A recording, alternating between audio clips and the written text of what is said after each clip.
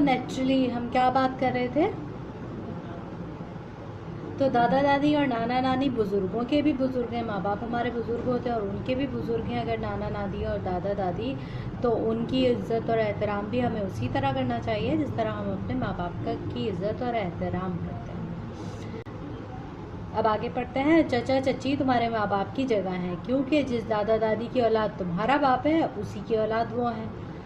तुम्हारी नामवरी या भलाई से उनकी भी नामवरी और नेक नामी है, और तुम्हारी बदनामी में उनकी भी बदनामी है, और तुम्हारा और उसका खून शरीक है। खून शरीक है से मुराद यह है कि खून एक ही है, यानी कि आपका और आपके चचा का एक ही खून है, आप एक ही बाप की औलाद हैं, यानी कि आप अपने वालिद की औलाद हैं और आपके वालिद दादा की औलाद हैं, और उन्हीं दादा की दूसरी औलाद आपके चचा हैं, तो एक ही ब्लड लाइन है ना। तो यहाँ पर वो मुसन्निफ कहते हैं अपने चचा ही का खून है, अगर आप नेक काम करेंगे तो आपके चचा की भी नेक नामी होगी, और अगर आप बुरे काम करेंगे तो आपकी बदनामी की वजह से उनकी भी बदनामी होगी, क्योंकि ये तमाम रिश्ते आपस में बिल्कुल जुड़े हुए हैं और ये कुदरत की तरफ से जुड़े हुए हैं। आप इनको कितना भी चाहें दुनिया में अलहदा कर ही नहीं सकते। इस वास्ते अगर बाप ना होगा तो तुम्हारी हर बात पर उसका खून भी वैसे ही जोश खाएगा जैसे तुम्हारे बाप का। जैसा कि उसको अपनी औलाद से उम्मीद फ़ायदे की है, तुम्हारी परवरिश से भी वही उम्मीद है। उस वास्ते तुमको उसके बाप में भी वही ताज़ीम की नज़र रखनी चाहिए जैसी बाप के साथ। बच्चा तुम्हारा अगर तुमसे उम्र में छोटा हो तो भी उसकी ताज़ीम करो, क्योंकि उसका रिश्ता बड़ा है। तुम्हारे दादा का बेटा है और तुम्हारे बाप का भाई है। हाँ, अगर कई चचा हों तो उनमें आपस में छोटे बड़े का फ़र्क रखना ज़रूरी है। यहाँ पर हम आपको ये बात बताएं कि आपने अभी तक जितने भी सबक अपनी किताब में से पढ़े हैं उन तमाम के मुसन्निफ, तकरीबन उन तमाम के मुसन्निफ जो थे उनको शम्सुल उलमा का खिताब हासिल था, और उन्होंने ये मज़ामीन अपने ज़माने के माशरे की इस्लाह के लिए लिखे। जैसा कि इस सबक में भी आपने पढ़ा कि मौलाना मोहम्मद हुसैन आज़ाद 1857 के गदर के वक्त भाग कर लाहौर आए थे और उन्होंने अपनी जान बचाई थी। तो ये तमाम मज़ामीन उस वक्त लिखे गए हैं जिस वक्त मुसलमानों का माशरा जो था हिंदुस्तान में बहुत ज़ुबू हाली का और जवाल का शिकार था। फुप्पी और फुप्पा को भी माँ बाप के बराबर समझना चाहिए। मिसल मशहूर है कि माँ बेटे दो ज़ात, फुप्पी भतीजे एक ज़ात। बाप और फुप्पी एक बाप की औलाद हैं, इसलिए उनकी एक ही ज़ात है। माँ कभी गैर ज़ात से भी होती है। यही सबब है कि फुप्पी अक्सर भतीजे को बहुत प्यार करती है। बस तुमको भी वैसा ही उसका हक पहचानना चाहिए, उनका हक अदा करो। उनका हक तुम पर यह है कि तुम उनकी खिदमत और ताज़ीम करो। तुम्हारा हक उन पर यह है कि वो तुम पर शफ़क़त बुजुर्गाना रखें। तो यहाँ पर ये मिसाल मशहूर है जो कि मुसन्निफ ने भी लिखी है कि फुप्पी भतीजा एक ज़ात। इससे मुराद ये है कि बाज़ दफ़ा शादियाँ ऐसी भी होती हैं ना कि वालिद और वालदा दोनों अलहदा ख़ानदानों से होते हैं, उनकी आपस में पहले से कोई रिश्तेदारी नहीं होती। तो ऐसी सूरत में जो आपकी फुप्पी होती हैं तो आप उन्हीं की ब्लड लाइन से होते हैं। आपकी और आपकी फुप्पी की एक ही ब्लड लाइन होती है, जबकि आपकी वालदा की ब्लड लाइन डिफरेंट होती है।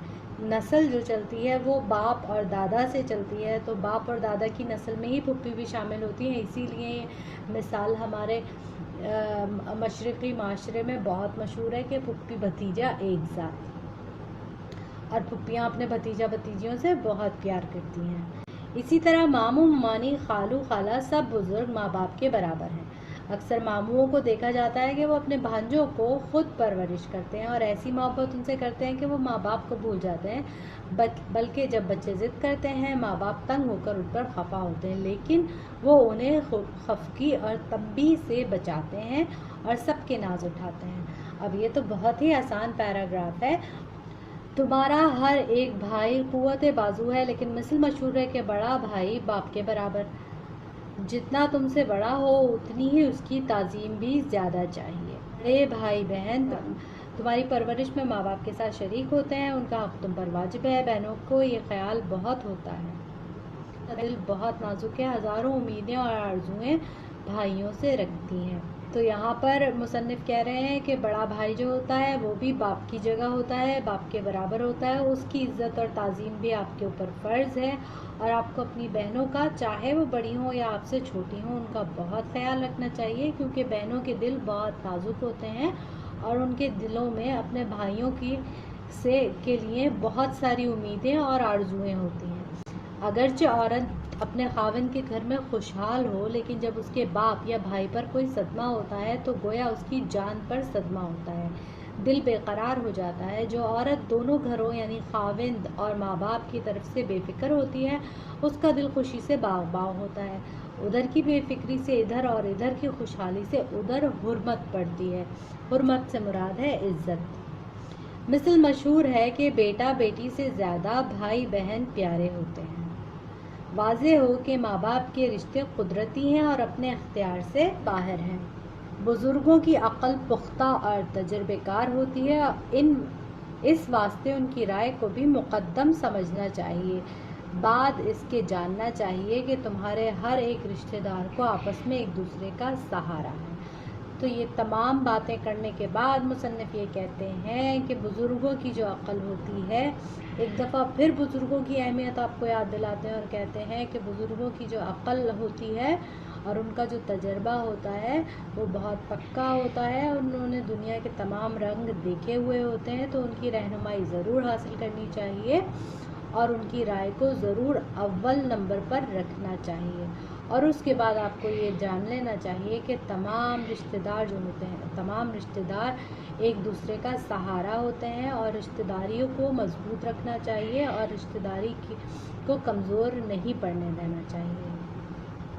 ماخوذ از مقالات مولانا محمد حسین آزاد، جلد دوم، اور یہ مرتب کیا ہے آغا محمد باقر نے آپ کے لیے۔ امید ہے کہ یہ پورا سبق ہم آپ کو بہت اچھی طریقے سے سمجھا پائے ہیں۔ اس سبق میں آپ لوگوں نے ایک چیز نوٹ کی ہے کہ اس میں سبق میں بہت سارے محاورے اور کہاوتیں آئی ہیں، جن کے معنی ہم نے حتی الامکان کوشش کی ہے کہ آپ کو سمجھا دیں۔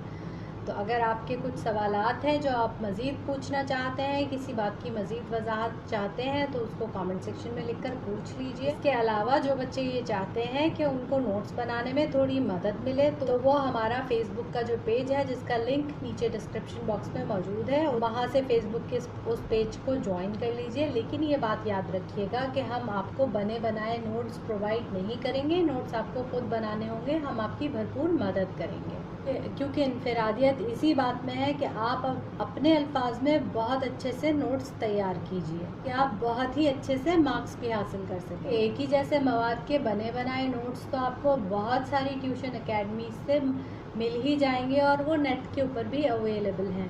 اچھے مارکس حاصل کرنے کے لیے ضروری ہے کہ آپ اپنے پیپر میں جو مواد تحریر کریں اس میں انفرادیت ہو، اور انفرادیت کے لیے ضروری ہے کہ آپ اپنا کام خود کریں۔ امید ہے کہ آپ کو ہماری باتیں آہستہ آہستہ سمجھ میں آ رہی ہوں گی۔ اپنے دوستوں اور کلاس فیلوز کے ساتھ کوارنٹائن اسکول کے لیکچرز کا لنک ضرور شیئر کیجیے تاکہ زیادہ سے زیادہ بچے ان لیکچرز سے فائدہ حاصل کر سکیں۔ اگلی کلاس تک کے لیے اللہ حافظ۔